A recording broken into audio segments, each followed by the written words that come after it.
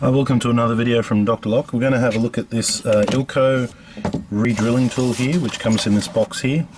There's limited numbers of these, they stopped producing them, and we probably have the only batch which is still out there left of these particular tools. This tool here is made of mild steel, or steel with chrome plating.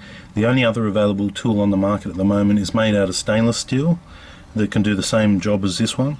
The stainless steel one is closer to $300, these ones are under $100, so there is a big difference in price, and there's only limited numbers of these left. Everybody should have one of these tools, and I'll tell you why. If you're a chippy, a carpenter, if you're a locksmith, or anybody who installs locks on a regular basis, you should have one of these in your toolkit. Very simple device used for recentering a hole saw when you're fitting locks. I'll take you through and show you the tool. Then I'll show you some examples of when you will be needing it, and show you some very common problems that people have when they're swapping locks over. Okay, so you start off with three pieces here, three main pieces and a couple of screws. If you want to make, there's three particular sizes with lock latches. There's 60, 70 and 127. So if you're installing a lock, you would look on the side of the lock and look at what back set the lock has. The back set, if I can move the camera here, the back set is the center hole to the edge of the door. Okay, so if you had 60, you would be here. If you had 70, you would be here. If you had 127, you would be here. That's where the center of the hole is. So I'll just recenter the camera. Okay, so to set this tool up is extremely easy and extremely fast. All you would do is simply pop this screw in there, twist it on like this,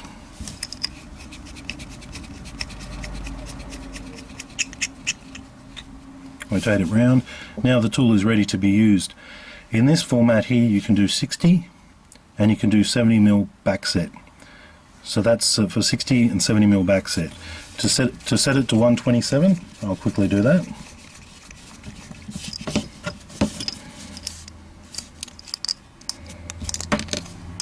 Pop the long screw through here, pop the spacer in there,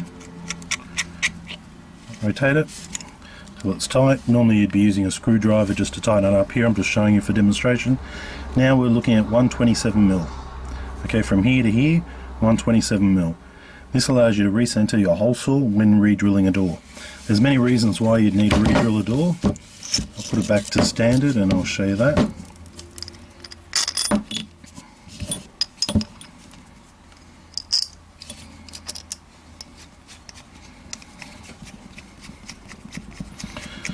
Now when people install locks, generally they can do a bit of a sloppy job.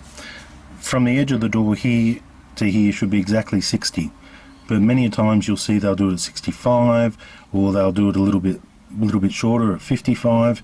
And what happens is when you try and install your lock, your latch will go into the door, but you won't be able to clip onto this circle.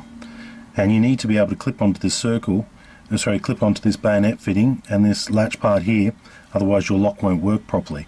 So having your back set exactly 60 or exactly 70 is critical for when you're installing a lock correctly. And often when people are in a hurry or they do multiple doors, they might get the lock that they're installing on the door.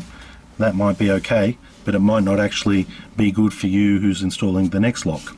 So I'll show you my door example here. Here we have a door, well, a display of a door with a 52mm cutout, as you can see there, a little bit bigger. Now the standard size hole is, this one here is a 52, it can go as big as a 54, and 52 is standard for all knob sets, handle locks, some deadlocks as well. Having this size hole in your door is standard, and whatever lock you buy from the hardware will fit into this particular hole. The only time it won't fit in is when you're just fitting standard passage handles. Sometimes they use a smaller hole, and often when you're putting a lock on a door which didn't have a lock for a start with, they might have drilled a tiny hole like this. Now if you've got a tiny hole about this size on your door and you need to expand it to this size, it's extremely hard without a center to re-drill this hole. You can't hold it, it'll shake around, it'll wreck the finish of the door. Sometimes you can do it on an angle, but still you're not going to get a perfect hole at 60 or 70 without recentering the tool. So assuming that we have this size hole in the door, we would use our tool, put it in from the side here, slide it in just like that, put 2 screws in here. Then we can use our hole saw, which will have the arbor coming through the middle. Sorry, my one doesn't.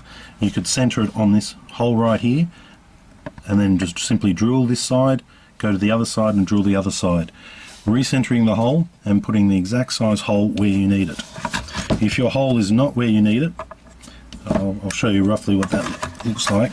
As you can see here, this is a perfect example of exactly spot on. You've got access to both sides plus the latch part in the middle. Often if the hole is not drilled properly, it'll be, you know, along these lines here, and you won't be able to grab onto it and install this latch properly. So if that's the case, you put the re-drill tool in, you re-drill it until it's exactly perfect like that, and you can hook onto it. Another time is you might have a latch that looks along these lines. You can actually recenter the drill off this latch, but you're just going to grind out the latch, and it's not good for the latch at all, and it won't give you a good center. Using a tool like this, it's actually exactly drilled and will hold the drill perfectly and give you a perfect line up from both sides. If you were to have a lock like this, it's meant to be in 2 positions. The 60, pull it back to this side of the 70. You cannot go in between. It's not designed to be in between 50-50 this way or that way. It's either left or it's either right to work correctly.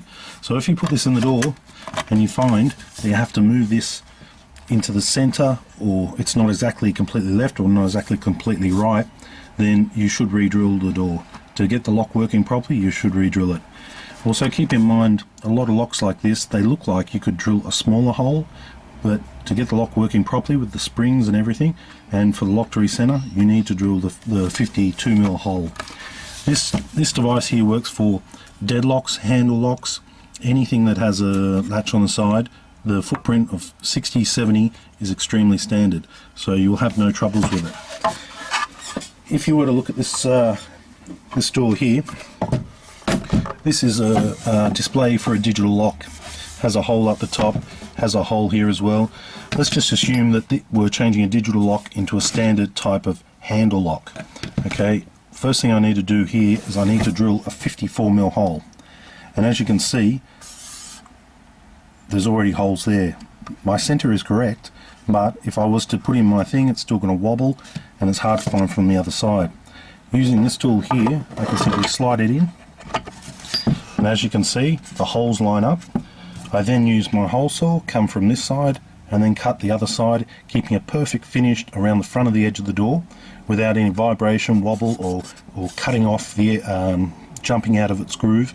I can cut perfectly and achieve the correct shape and making it look like the other display we just showed you. There's only limited numbers of these tools left. Everybody should have one of these in their toolbox if you're installing locks. They're available from drlock.com.au. Just go to our shop and you'll find them on there. These ones are under 100, and for that price they're a bargain, considering the amount of time they save you by being able to recenter a lock and install a lock properly. If you come across a door that's not properly or not marked out properly and the lock's not fitting, it takes 2 seconds to put this tool in, re-drill it from both sides with the correct hole, and then put your lock in, and you're guaranteed that your lock is actually going to have enough room to clip on and it's going to lock properly and work properly. If the lock is not centered and you're recessing this too far back, or your hole is all over the place, you have to use this tool to get a perfect job. Thanks for watching.